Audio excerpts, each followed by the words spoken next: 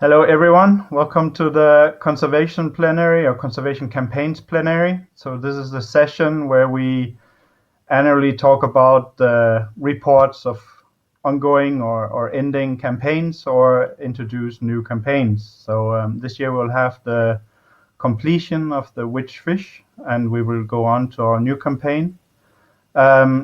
My name is Simon Bruslund. I'm with you because I'm in the Conservation Committee. I'm the member who is the focal point for campaigns, and I welcome you all to this session. So the corona pandemic has taken its toll, I think, for all of us, but I think especially the current campaign have felt the issues of not being able to meet and not being able to carry out activities which were planned. And I think very much the overfishing of the world's oceans is something that's relevant to all of us, and arguably this subject is one of the biggest concerns that our conservation campaigns have dealt with in the past years, even though these campaigns have dealt with very concerning issues.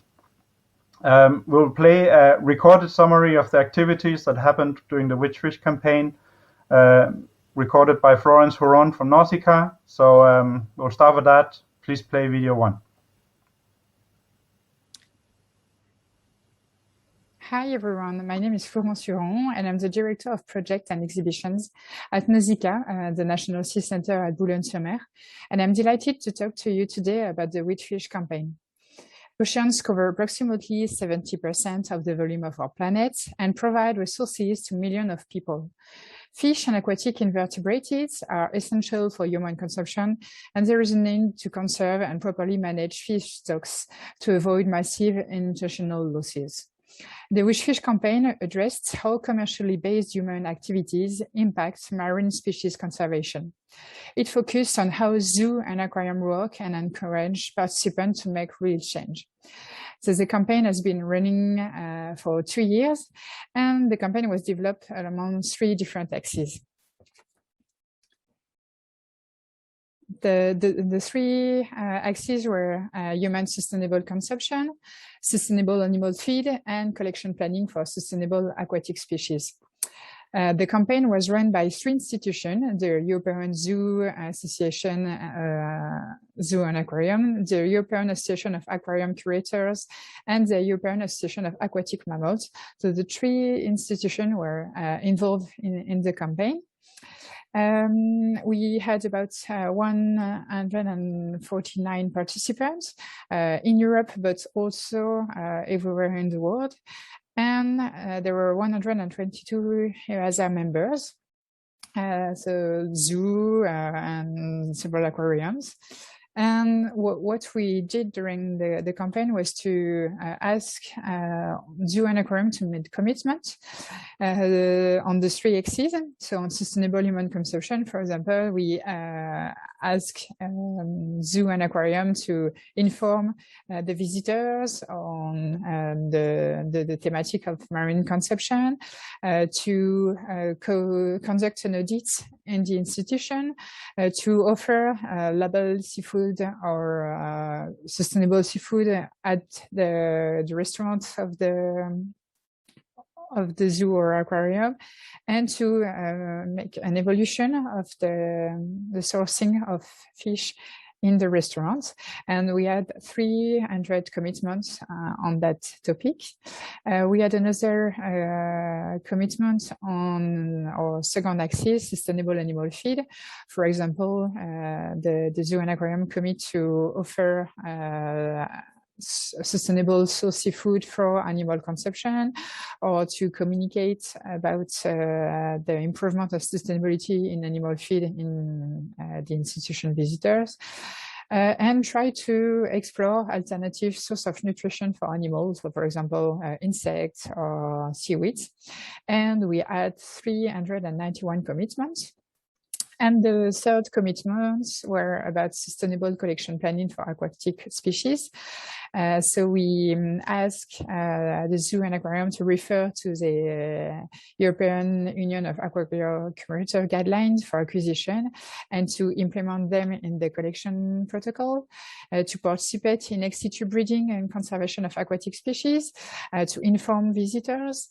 And we had about 259 commitments.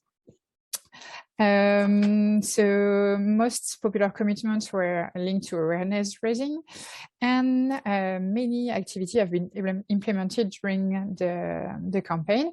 So example of activity were disseminate information to the visitors with public events, monitor the activity. So this is an example of the monitoring form that was given to all the participants with the ask to monitor the 3 axes: sustainable seafood consumption, collection plan, and sustainable animal feed.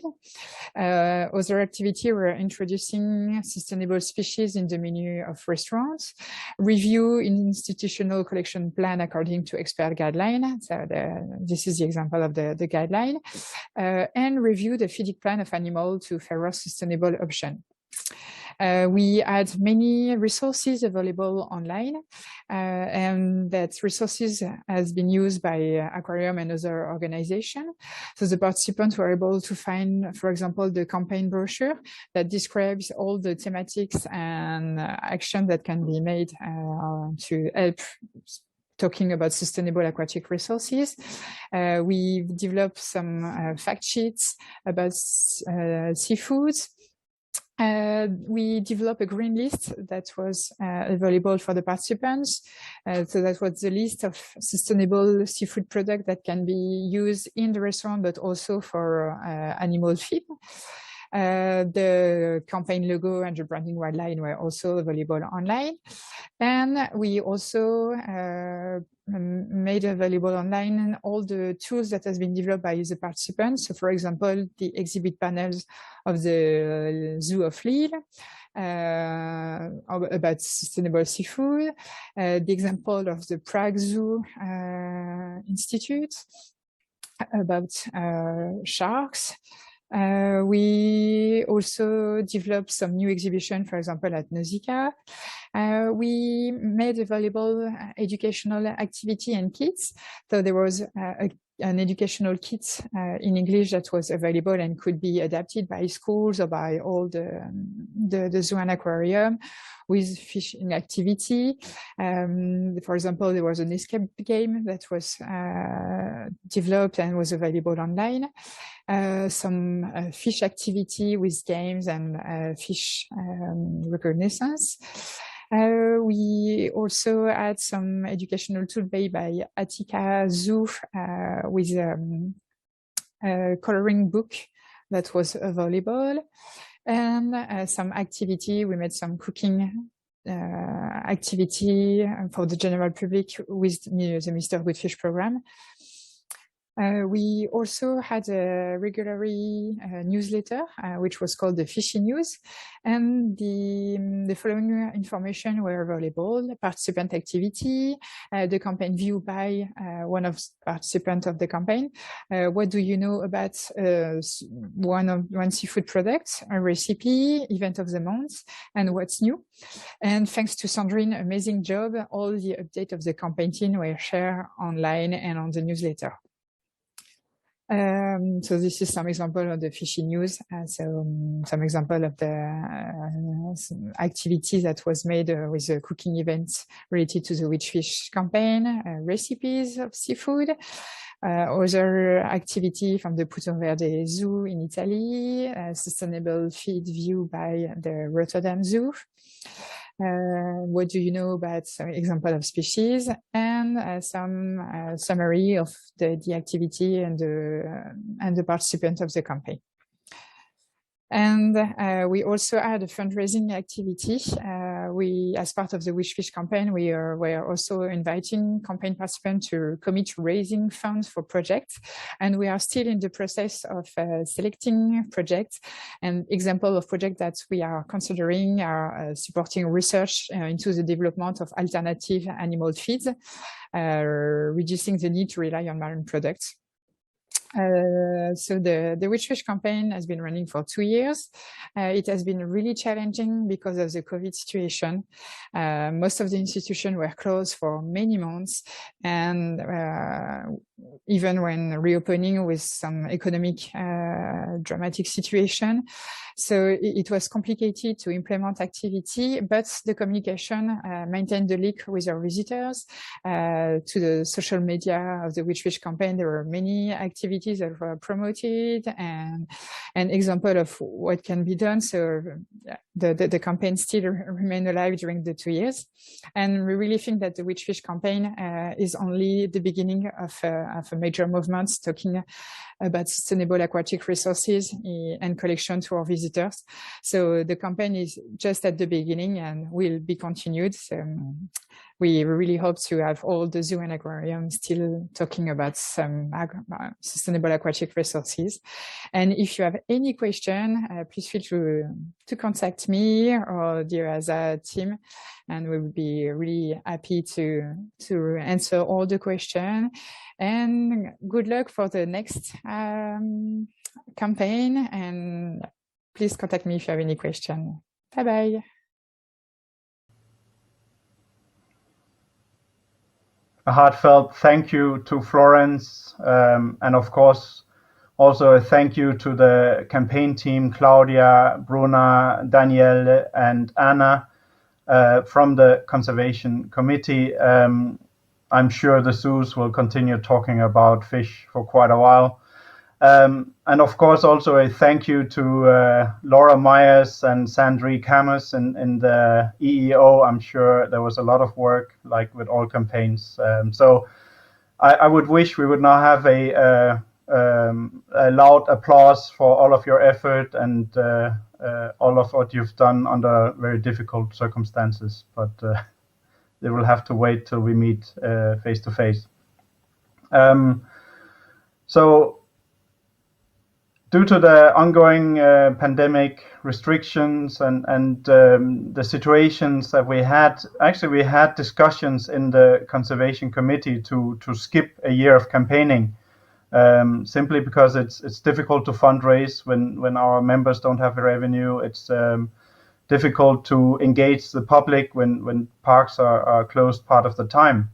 But there was a motivated group of colleagues, especially from the EEO, who proposed a gap year campaign, and then that idea has grown into much more than just a filler, and it has become a campaign idea that's directed inwards to all members and staff in EAZA zoos. So I'm very proud. This is the 21st year of EAZA conservation campaigns, and I'm very proud to introduce the next campaign, which is EAZA 21+. So please play video 2.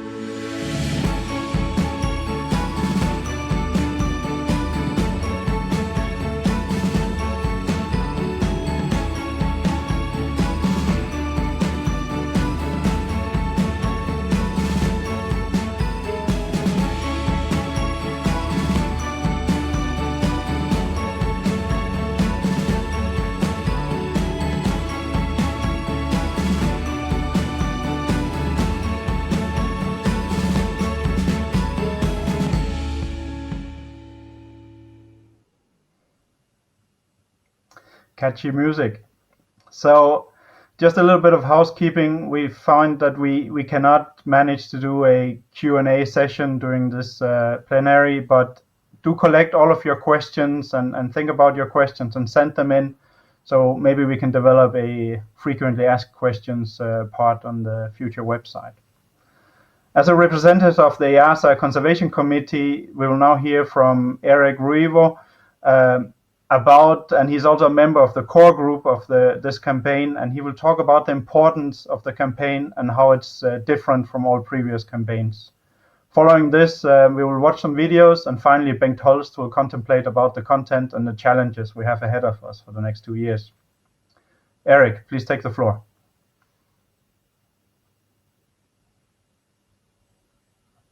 Thank you, Simon. Good afternoon, everybody. I would have wished to talk to all of you face to face, but it is not possible. But on the other hand, we might have today many people that normally do not attend our annual conference, and that do also will have a role on this campaign. First of all, as chair of the Conservation Committee, I would like to thank all the team of the Wish Fish campaign for having achieved so much in these very difficult times. So very grateful to you.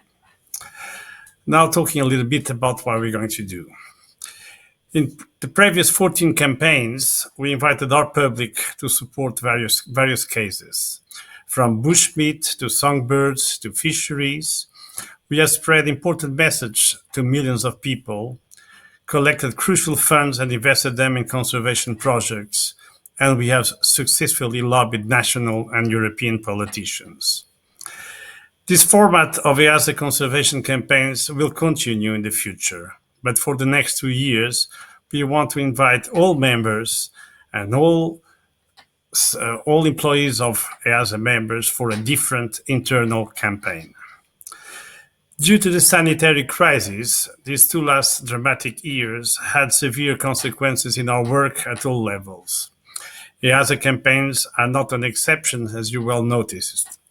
The Wish Fish campaign was deeply affected, of course, but also the plans for future campaigns, as most people and institutions are not presently able to make proposals or commit themselves. Therefore, the EAZA Conservation Committee, together with the EAZA Executive Office, came with this proposal. We want to zoom out and define our role in the changing landscape of biodiversity conservation. We have called it EAZA 21 Plus because, first of all, it begins in 2021.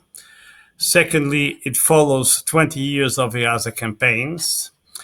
And 3, it should give us tools for addressing the challenges of the 21st century. Early in 2021, EAZA members confirmed high ambitions for our association by adopting the new vision statement, Progressive Zoos and Aquariums, Saving Species Together with You. This vision is closely linked to the global, European and national biodiversity frameworks, which will be shaped for the next decades at the CBD summits later this year, the Convention for Biodiversity Diversity. Biodiversity crisis continues, as we all know, and previous strategies have not managed to stop it. But soon, there will be a new global biodiversity framework, and it promises to be different. It will address not only the biological problem, but also its social and economic causes. But it will succeed only if all society, all people, all sectors, all stakeholders will contribute more, and this includes us also. If we're serious about this, about our new vision, and if you want to be effective, we must work together and align our work with the global and European biodiversity frameworks. Unlike previous attempts to stop the loss of biodiversity, this post-2020 framework is hoped to succeed thanks to mobilizing the action of the whole society. And that very much includes modern zoos and aquariums. If we want to fulfill the new EAZA vision, we need to maximize our collective and individual contribution to the post-2020 framework. This internal campaign will allow us to explore the framework together with the help of invited experts. It will also give us the space and time to look for opportunities for our institutions and to make sure that EAZA remains a strong and relevant stakeholder to represent us. The campaign will focus on 3 years of the post-2020 biodiversity framework that are most relevant to EAZA zoos and aquariums: public engagement and education, species conservation, and wildlife trade. The webinars and workshops of this campaign will be fully dedicated to the staff of EAZA members. This includes colleagues in charge of diverse areas: zoo and aquarium management, conservation, collection planning, education, research, communications, public relations, marketing, and hopefully many others. Unlike the previous conservation campaigns, EAZA 21+ will not have a public-facing element. This is also to give all members some time to breathe after the difficulties of the pandemic. We need now to evaluate what we have done so far, what are our strengths and what are our weaknesses, do some housekeeping in terms of ethics, transparency, and engagement on our daily work in order to be better prepared to play an important role in the post-2020 conservation framework at all levels, as an individual, an institution, or an association. But we can only achieve these goals with the participation of everybody at all levels of organizations. As you have seen in the video, 32,000 people work in the member institutions. We are all EAZA, and this is our joint goal and missions. We need all hands on deck, so we count on you. So please come and join us in the several activities that we will prepare for you during this 2 years campaign. This is essential for the success. And now I just want to end the presentation of the campaign by acknowledging the tremendous work that was put into the preparation of this campaign in a very short time, by many experts from EAZA, but some also external experts that were kind enough to help us. And I want a special word of extreme gratitude from the Conservation Committee to the Executive Office of EAZA, in special Thomas Ruszczyk, Danny Deman, and Meryl Zimmerman, without whom this campaign would not have been possible. But first, we need to find out what the new biodiversity framework is about. And we have an excellent person for this.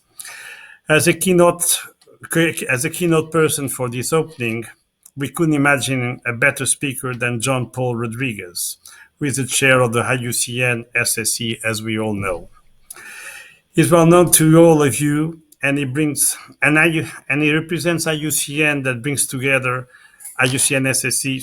It brings together 90,000 experts. Many of them are EAZA members or from EAZA members institutions, and who are active, these experts, in more than 160 specialist groups, red list authorities, and task forces. John Paul is also a professor of ecology at the Venezuelan Institute of Scientific Investigation, and he manages an NGO he co-founded there. But he is also a great friend of EAZA and a great friend of mine. The IUCN and SSC will be the main organization implementing the post-2020 framework. So we have asked John Paul to say what it means and how he sees the role of EAZA zoos and aquarium in this huge challenge. So please, John Paul.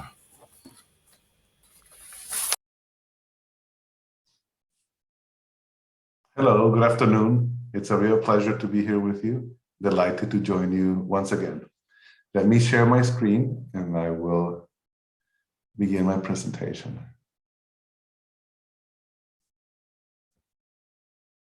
Well, I trust you're having a fantastic meeting and that very soon, in the not too distant future, we'll begin meeting in person again. But until then, here we go with a live stream. I'll be talking a little bit about the role of EAZA, zoos and aquariums, the post-2020 biodiversity framework, As always, SSC, we focus on partnerships and how to work together. So my emphasis will be on how IUCN and SSC and EAZA and all of your members can integrate and move forward this post-2020 agenda. Now, let me just, this session is focusing on your campaign, your 2021-2023 campaign, which has 3 topics: public engagement, species conservation, and ensuring that wildlife is only used and traded sustainably, legally, and ethically. So what I will try to do today is to briefly mention a couple of ideas in each one of these topics where there may be common ground between organizations. But before doing that, I just wanted to mention, say a few words about the way that IUCN is approaching the post-2020 global biodiversity framework negotiations. You're probably very familiar by now with the graphic there on the left, which is the GBF theory of change. The idea underlying the document that is being discussed is that through a series of tools and solutions, we will reduce the threats, we'll meet people's needs, and then with those processes, reach a series of milestones and goals for 2030 and 2050 in order to achieve the 2050 vision of living in harmony with nature. So that's what we're all here to do, to reach that 2050 vision. Now, the focus of IUCN during this whole process of negotiations have been these 4 items on the right of the screen. First, we are big promoters of the idea of establishing smart targets and goals that are science-based, but very importantly, that can be adapted to national contexts. It's really key that the nations are able to measure the contributions relative to global goals, but with measurable goals at the national level. The second one of these is that we need this 2020 GBF to be truly global. It has to be well integrated to other biodiversity-related conventions, but not only the UN conventions, also other national efforts or regional efforts, really thinking about how this global push of all the countries of the world matches also the efforts and legislation at other levels. The third one is that it has to have a really clear resource mobilization strategy.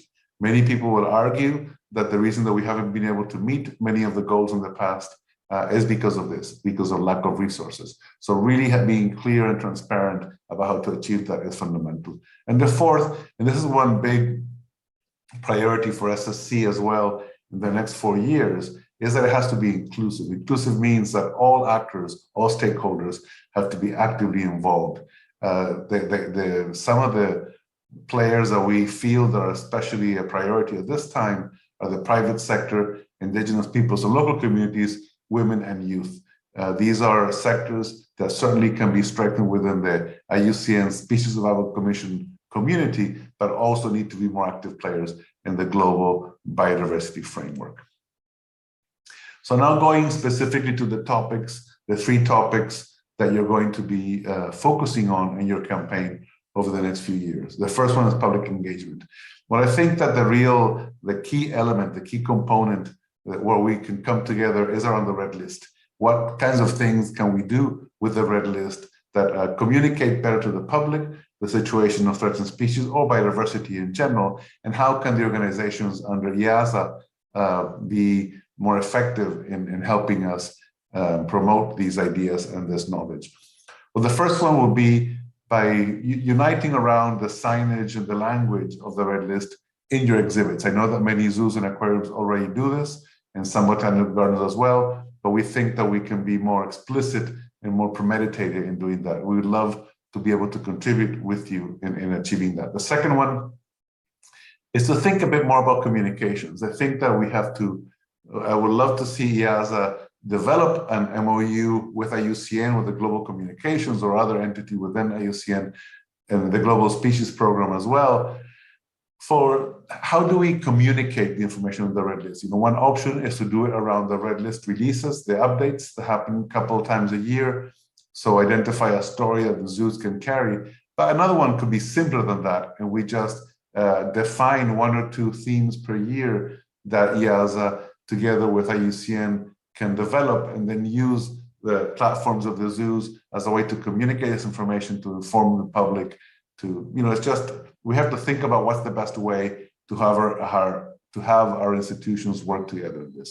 And then the third thing, you may have heard, I think I've spoken about it before, we're working on a document that tries to synthesize, I call it joking, 10 commandments of ex-situ organizations. What are the characteristics, what is the role of these organizations in conservation, species conservation? Chris Veers and 𝗙𝗲𝗏, who you all know, are working on the draft of this document. We would like you all to be involved once this document is better developed.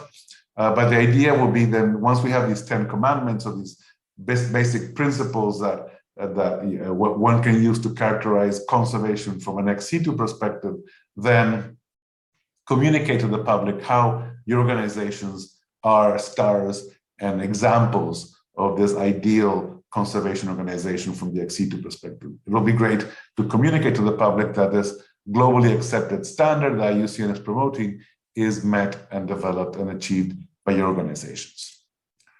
The second topic in your plan is species conservation. And I see two specific themes that might be of interest for us to explore together.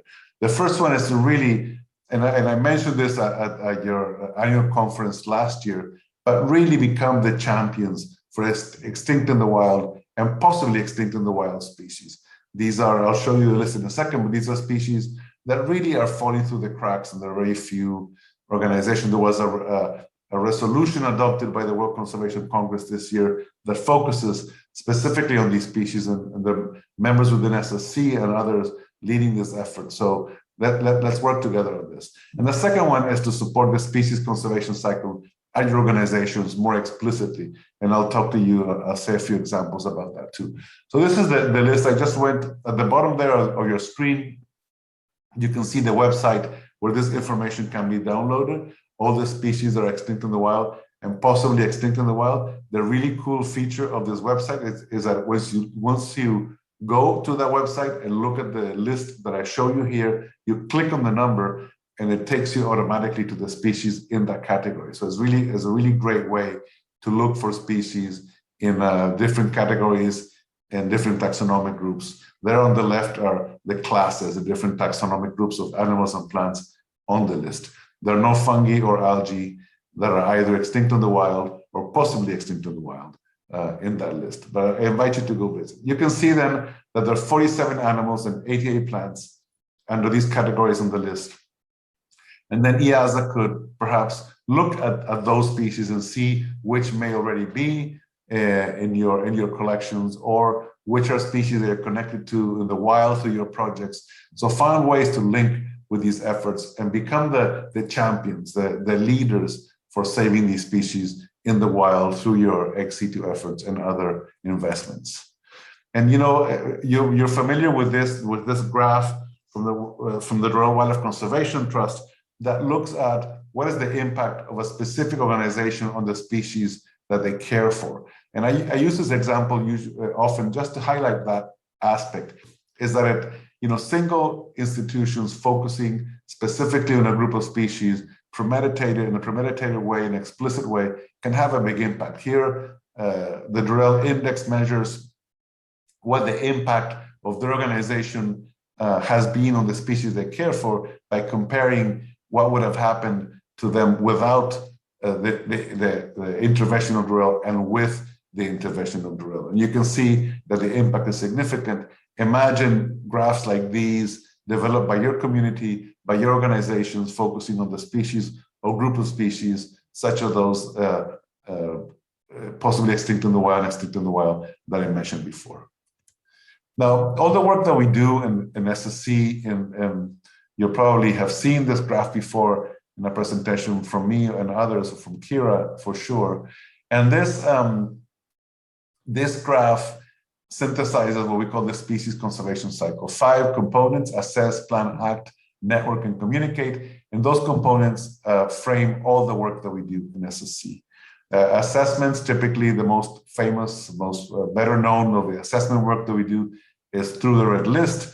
All the planning work that we do is led by the Conservation Planning Specialist Group that set the standards. One example of action, conservation action, is a funding request for proposals program that we had with Nat Geo and Fundación Segre, which allowed us to implement the conservation plans of SSC, the action plans of SSC. Now, one thing that we notice when you look at these is that the red list focuses on the global status of species. And as you move down the species conservation cycle, you see that the action plans actually are, the conservation actions are very local. So the implicit in the species conservation cycle is a movement from global to local. And that's a common theme in this presentation today. You know, at the local level is where conservation action takes place. And where we're thinking more and more, how do we influence and how do we act in that sense? And one of the tools that we're using for implementing the species conservation cycle at the national level and regional level are these centers of species survival that you can see on the screen there. There are 6 already established and running, all of them with zoos and aquariums. There are 3 more that they are running, but we are reviewing the scope or refining or finalizing an MOU. And there on the right, there's a first plant organization involved, but there are how many? There's 6 more in discussion. So we really are finding these to be fantastic partnerships to help us build the work of SSC jointly with the work of these different organizations that participate. We currently are aiming to reach at least 12 centers by 2022. As you saw before, we have 6 ongoing, 3 reactivating, and 6 more. So we aim to reach 12 by 2022, 9 countries, 5 continents, over 30 people working for species conservation using the kind of SSC model. It's really great. It's very successful. We're very grateful to your community for allowing us to develop these partnerships, and we look forward to having more into the future. So this is another way that we can work together to help meet some of the goals and targets of the post-2020 biodiversity framework. Now, the third and last topic that I want to talk about, the third topic that you have in your strategy, but I want to talk a little bit about today, is about wildlife trade and illegal wildlife trade. And my concern here, the issue that I keep thinking about, is that a lot of the work that is done about illegal wildlife trade tends to be focused on enforcement, enforcing, controlling, intercepting shipments at that end of the spectrum. That's where most of the work is. And I think that's because most of the funding is provided by developed countries, and developed countries are primarily consumers of illegal wildlife trade. So they are the ones that focus on that activity, on controlling the consumption of illegal wildlife trade. But I really think that we should think more, and you should think more in your organizations about the production of wildlife and how we can make the production legal and sustainable and ethical. This slide just to show you an example of what I mean. So I recently stepped down from the board of traffic, and one thing that I learned over my few years there, which were very productive and very interesting, was that they divide their work into 2 programmatic work streams, as you can see there. On the left is what they call the green stream, and on the right is what they call the red stream. So the green stream is focused on legal wildlife trade. The red stream is focused on illegal wildlife trade. Most of the funding, the vast majority of funding of traffic, focuses on the red stream. And what I see as the ideal evolution of organizations like traffic or anybody working in wildlife trade is in the future, I would like to see no red stream, the red stream disappearing and all the work being on the green stream, because we are able to control, because all of the trade is on species that are legally produced and traded and all of that stuff. A key player that I invite you to join with is SULI.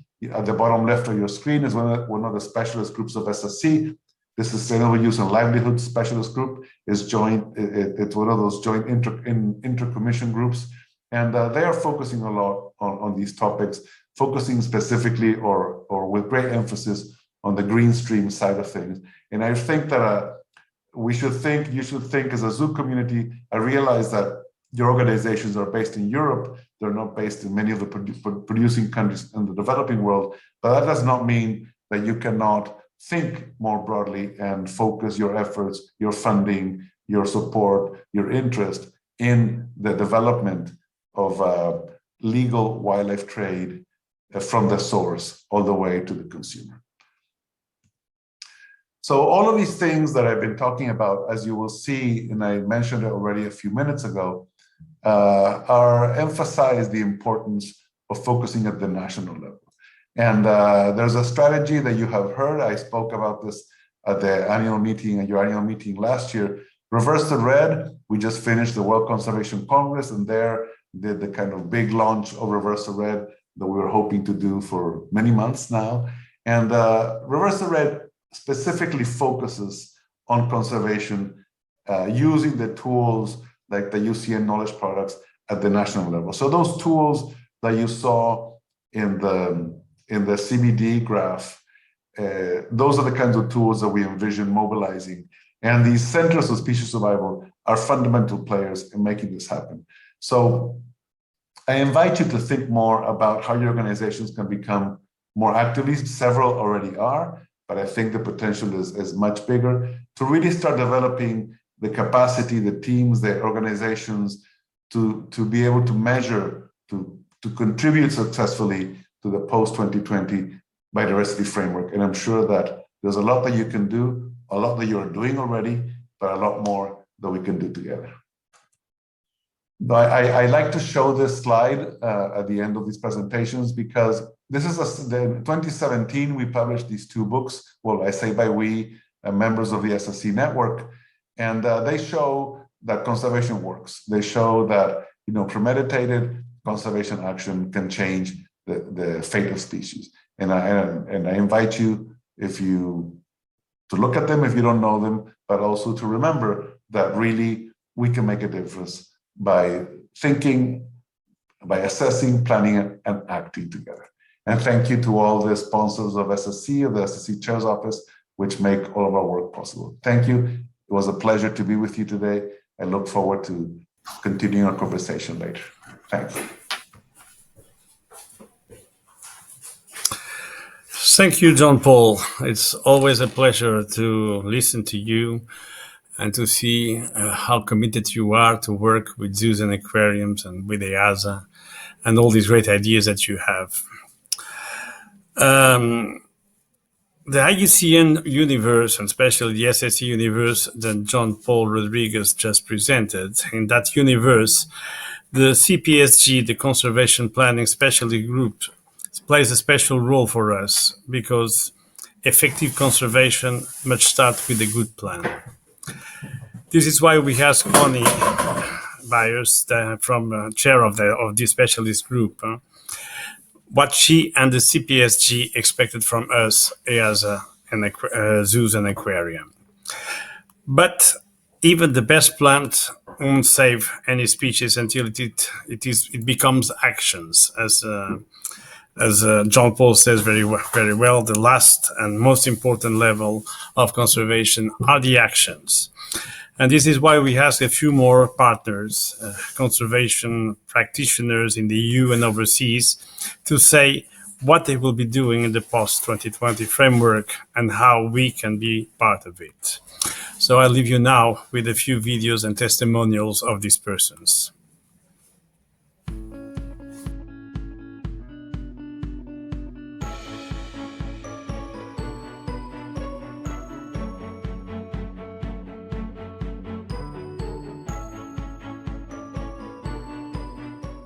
I'm Onnie Byers, Chair of the Conservation Planning Specialist Group. CPSG leads on planning for the IUCN Species Survival Commission, and the SSC has adopted CPSG's approach for use across the entire commission. And this, of course, includes the application of the one plan approach, the integration of in situ and ex situ conservation efforts to save threatened species. Now, the developing post-2020 global biodiversity framework includes a milestone for reversing the decline of threatened species by 2030. We know, of course, that conservation action, when planned for according to the one plan approach, does exactly that. It can reverse the decline in threatened species. So it's our job to provide the assistance needed to governments and other stakeholders to ensure that every species that needs the plan is covered by an effective and implemented plan. Because implementation, of course, is going to make the difference between the lack of achievement of the 𝗙𝗂𝗶𝗰 targets and the accomplishment of the post-2020 global biodiversity targets. So we're working closely with the IUCN's Global Species Program on an implementation resource called the Global Species Action Plan. And this action plan calls on zoos and aquariums and botanic gardens to scale up their contribution to species conservation. And when you realize the resources, the expertise, the political connections, and the public goodwill, not to mention the animals in your care, you recognize that the EAZA community's potential to influence the reversal in the decline of threatened species is unparalleled. So now is the time to make that potential a reality.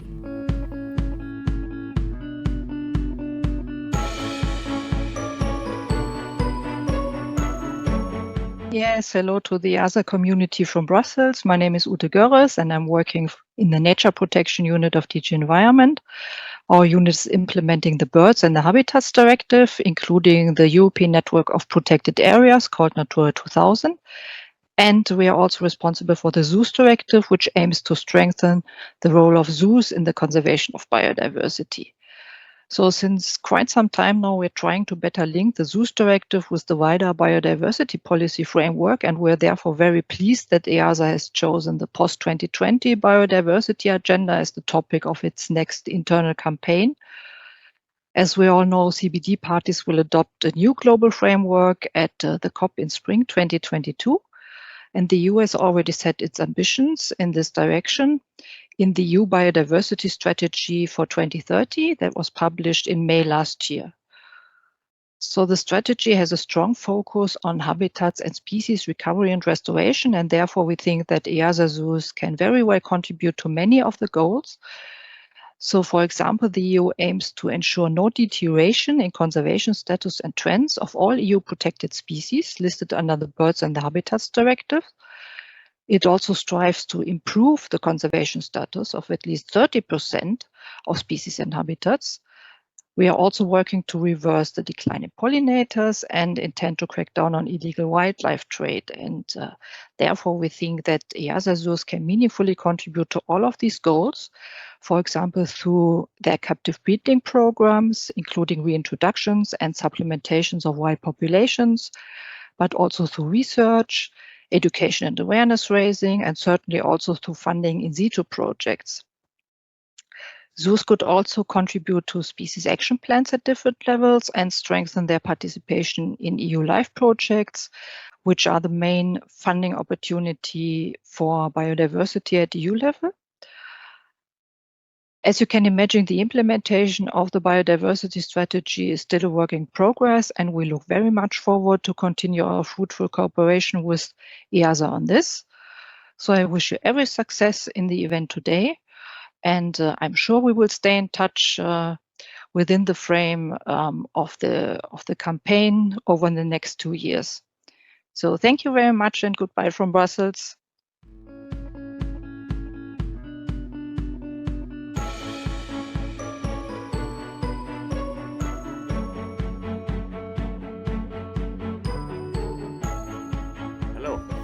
My name is Johannes Fritz. I'm from Austria, biologist, conservationist, and since many years now I lead a project for the reintroduction of the northern bald ibis in Europe, the European project with partners from Germany, Austria, Italy, and meanwhile also from Switzerland. Our project is part of the European LIFE program. The LIFE program, together with the Natura 2000 program, is probably one of the biggest and most successful conservation approaches in the world.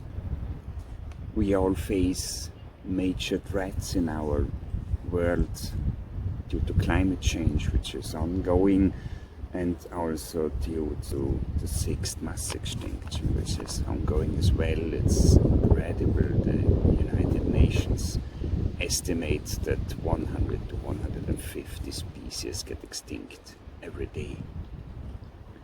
I think that we enter into a world which is significantly different from that what we know. And I think that in the future, the majority of species need support by humans to survive. And this is an incredible challenge for conservation. In my own experience, this is something with which classical conservationists sometimes hardly cope with. Our project is a classical example for a well-working cooperation between zoo institutions, conservationists and scientists. We would not be able to run our project without provision of chicks, but we also get substantial support with respect to logistics, to public relation, also to financing.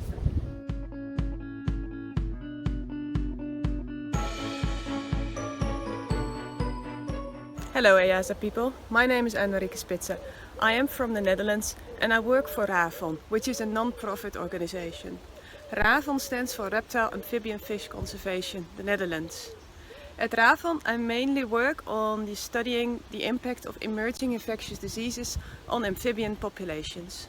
You all know that global diversity is decreasing rapidly, and there are multiple causes for this, such as the climatic changes that are ongoing, deforestation, trade in wild animals, and also the introduction and spread of pathogens. Amphibians are a group of species that are declining fast. Over 40% of all amphibian species that are known are currently threatened with extinction. And one of the causes for this is a fungal disease, 𝗙𝗿𝗄𝗎. Zoos can and should play an important role in the conservation of biodiversity and of amphibians particularly. Amphibians, they're not elephants, and with this I want to say that they don't require a lot of space and they cost less than mammals or birds. However, specific knowledge on how to keep amphibian species best in captivity is scarce, and this information is crucial if breeding programs need to be set up. 𝗙𝗿𝗄𝗎 has led to population and species extinctions, and therefore it's crucial to act, also in zoos. Zoos need to prepare for ex situ collections that can be preserved until it is safe to release them again in the wild to establish new wild populations or reinforce populations that have collapsed.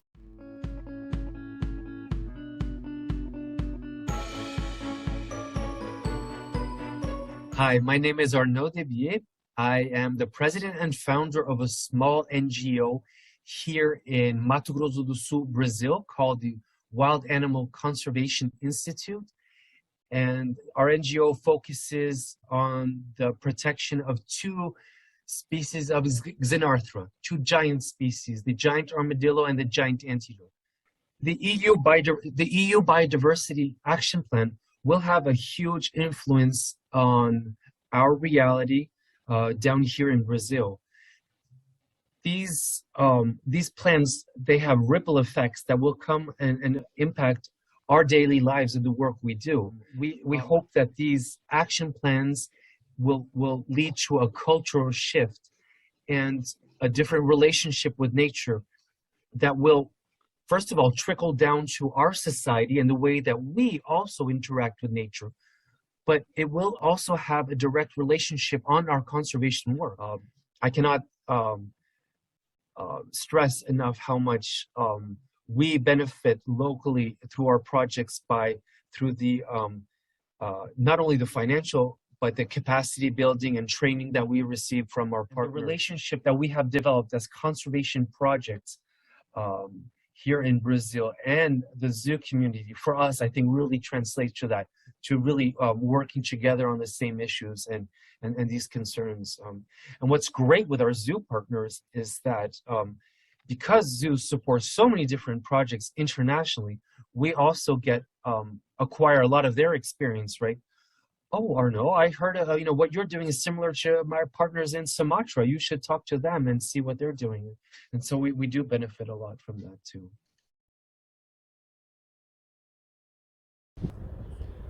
But now I have to start again with our birds further south towards the wintering sites.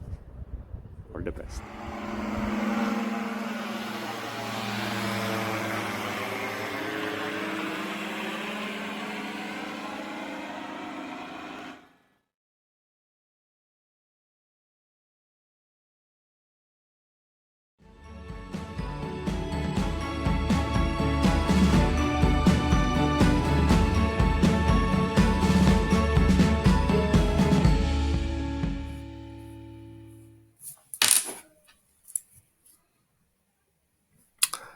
Thank you. Now I will leave the words to Bengt to explain a little bit better what we intend to do in this campaign.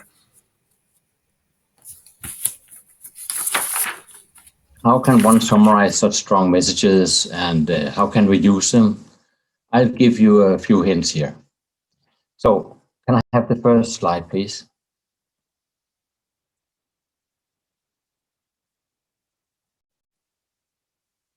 So the next one, please.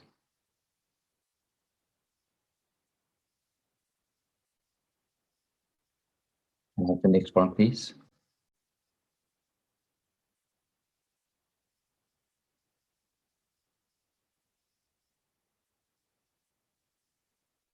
So the hints are that not only do we have an ambitious vision for EAZA, our external partners have high expectations from us, as you saw in the messages. And we've been hearing it more and more last year from the EU Commissioner and from the heads of CITES and CPD. And today we heard it from the chair of the IUCN Species Survival Commission and from these 5 other partners. They're really, really strong messages. Some key messages coming from the statements are the following. This is a crucial time for nature. We need transformative change in society. Our partners already recognize the potential of the EAZA community, and that's a very strong thing, a very important part. And unlocking this potential doesn't mean we need to invent new ways of doing what we do, because we need to define our place in the biodiversity puzzle, look at what we do, and that's a lot, and think where we can scale up. You've heard a lot of talk about a biodiversity framework, about targets, milestones, strategies, and action plans. And to many of us, it sounds like a foreign language we don't speak. All these acronyms and strange words. That's one of the reasons for the campaign. We know we need to be part of this new framework. And first, we will learn together what it means. It's not just the EAZA community that is doing this exercise. All nature stakeholders and even parties in the global convention like CITES are working hard to learn to navigate in this new system. So we are certainly not alone. Our biggest potential to contribute is in 3 areas. Topics are not new. You know them from EAZA's position statement, for example, also in the EU biodiversity strategy. So first of all, the public engagement and education. EAZA members receive more than 140 million visits every year. And what is our role in helping the public appreciate the biodiversity? Can we do more to empower people to make their lifestyle sustainable? And before we empower the public, how do we empower our staff? How do we empower ourselves so that they understand and we understand ourselves and promote our mission? In our community, the educators have fantastic expertise in this field. Which best practices can we use? These are some of the issues we address in this campaign. And then second, the species conservation, as was mentioned also by John Paul. So what opportunities and obligations are there in the different parts of the framework globally and in the EU? How can we use the concept of Assess, Plan, Act, or A2P for successful species conservation? And the last one is the wildlife trade. One of the goals in the framework is to ensure that wildlife is only traded and used legally, sustainably, and ethically. EAZA has been strongly supporting this, the songbirds, the tigers, leading on IUCN motions, lobbying in the EU, representing in CITES, etc., etc. But what do we understand as sustainable, legal, and ethical trade? And how can we maximize our position, our positive impact in this area? So this is all the topics we are going to address in the campaign, very important topics. So what happens next after today? Well, can I have the next slide, please?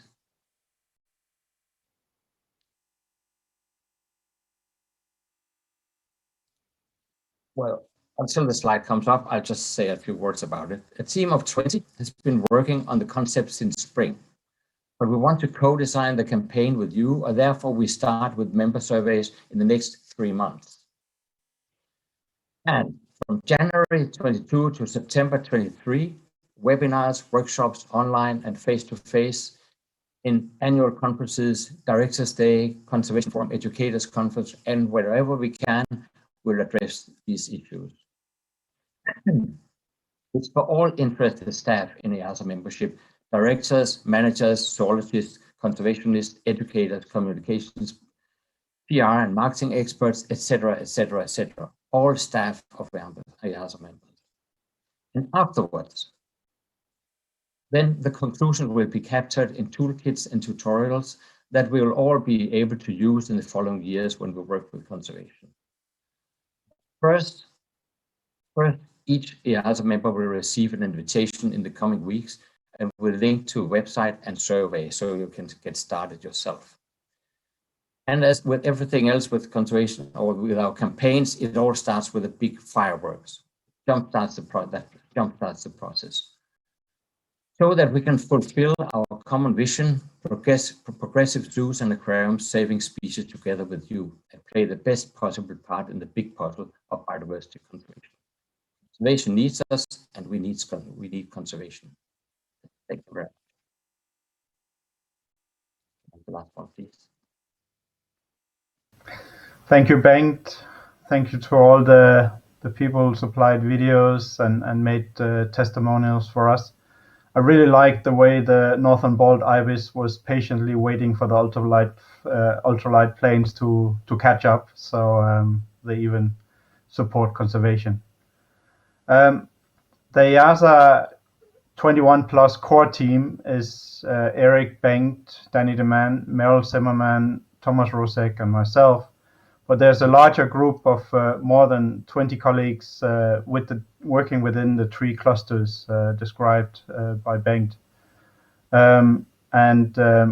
This team are our ambassadors for the campaign, and I hope and wish that everybody would reach out and start the dialogue. And in the next steps, you will receive the invitation to sign up to the campaign. I think this is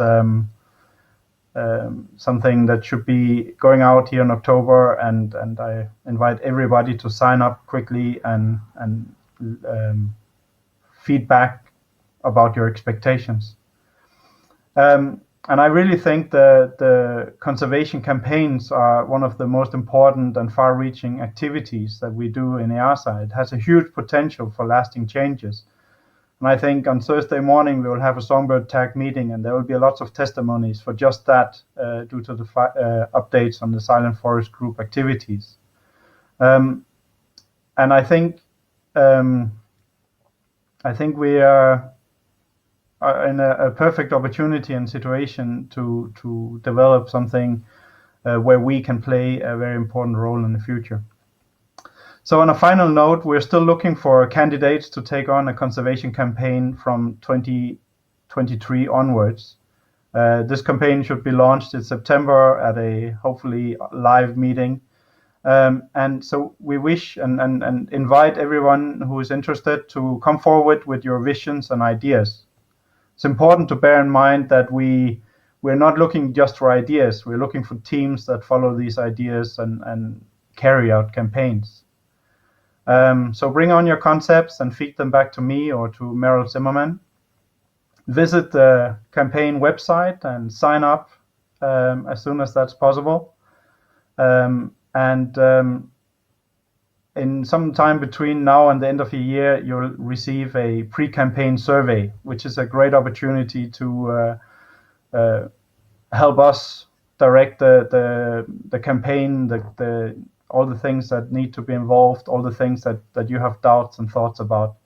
But also, it's very important for us to measure the success of the campaign by comparing it to a post-campaign survey, which will then come out by the end. So I wish everybody great campaigning with 21 plus, and get in touch, engage, let's start the dialogue. And thank you to everyone. And with this, we conclude this session a little bit ahead of time, which is nice for a change. And I hope to see everybody at the Icebreaker in 20 minutes. Thank you.